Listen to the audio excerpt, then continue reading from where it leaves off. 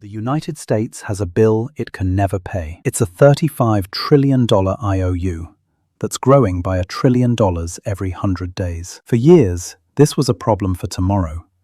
But tomorrow has arrived.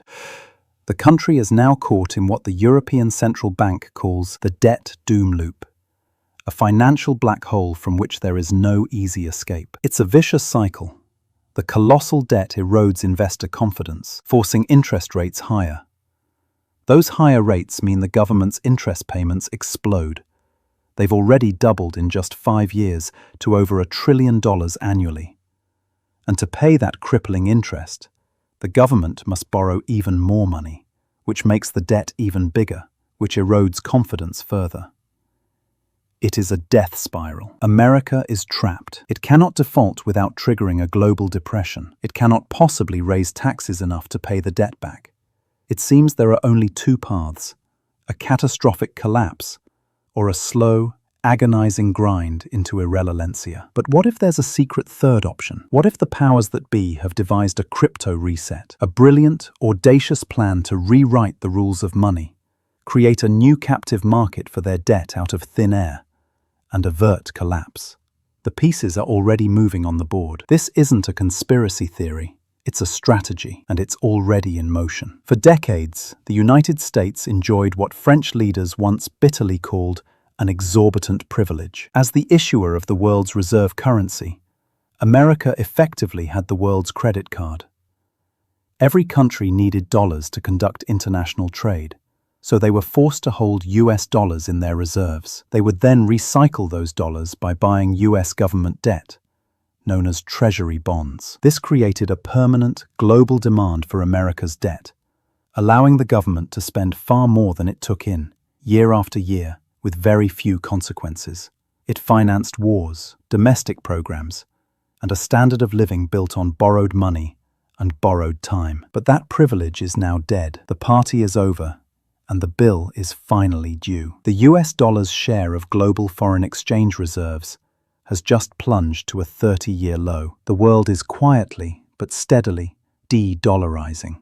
And as the world's appetite for dollars wanes, so does its appetite for the debt that backs it. The foundation of America's economic power is cracking, and the government is getting desperate. The thing that could push the entire system over the edge is an invisible threat, a number that most people have never heard of, but that keeps officials at the Treasury up at night. It's called the term premium, but let's call it what it really is: the risk premium. It's the extra interest, the fear tax, that investors demand to hold a country's debt if they think it's becoming risky. For most of the last decade, confidence in the US was so unshakably high that this fear tax was zero, or at times even negative. Investors were so desperate for a safe asset, they were willing to pay the US government to hold their money. But that was then. Today, that risk premium is a ticking time bomb. The historical average for this premium is around 2%.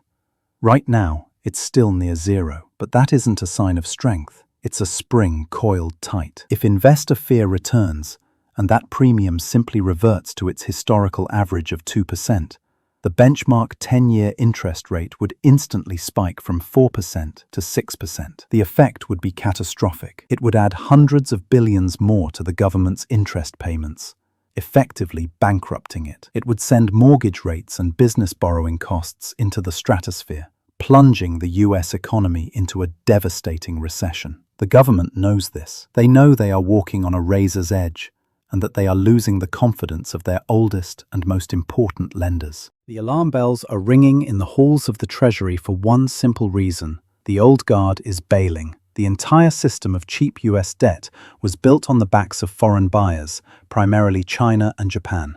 For 2 decades, they were the biggest customers, soaking up trillions in US bonds.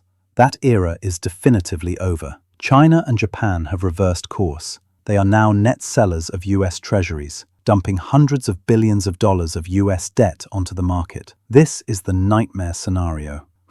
At the exact moment the US government needs to borrow more money than ever before just to stay afloat, its 2 biggest and most reliable buyers have walked away from the table. This is the catalyst that accelerates the debt doom loop. An exploding supply of debt is meeting a collapsing source of demand.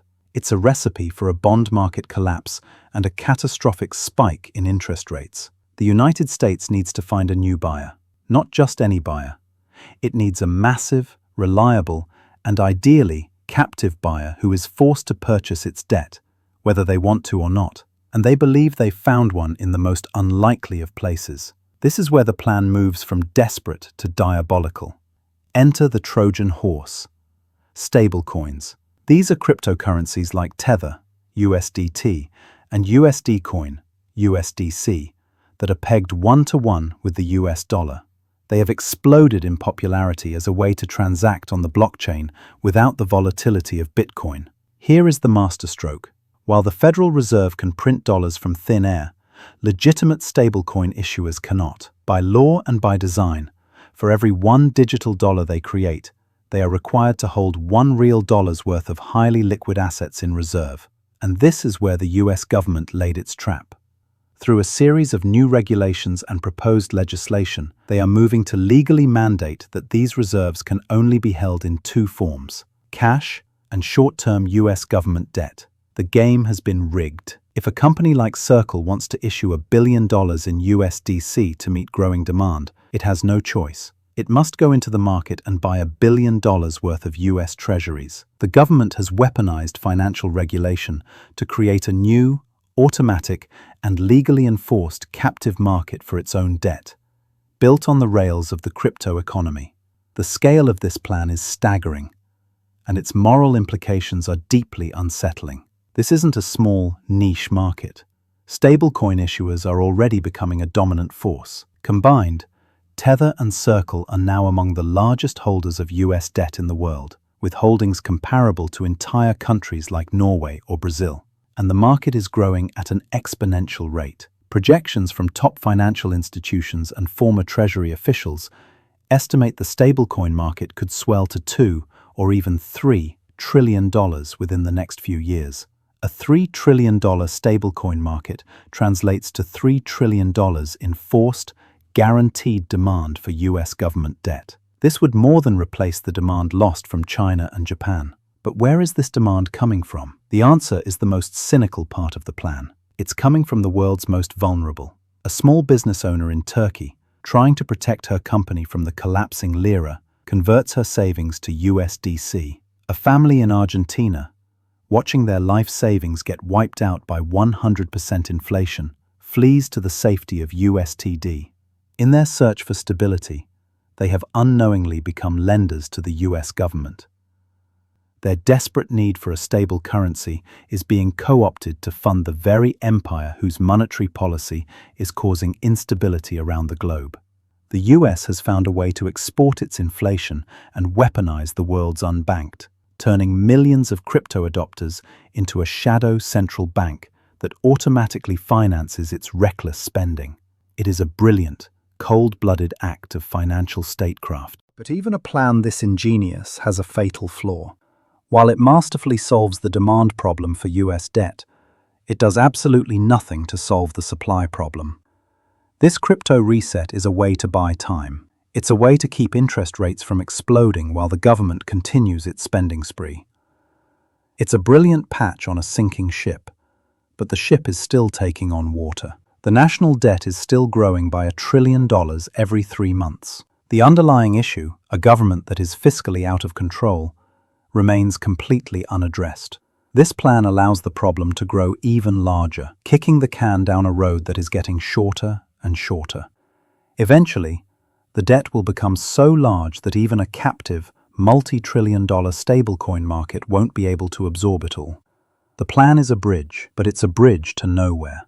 And that means the ultimate endgame for this mountain of unpayable debt remains exactly what it has always been: the debasement and devaluation of the currency itself. So, where does this leave you, the individual investor? The US government is trapped in a doom loop, and it has engineered a sophisticated crypto-based plan to prolong the current system. But it is a temporary fix.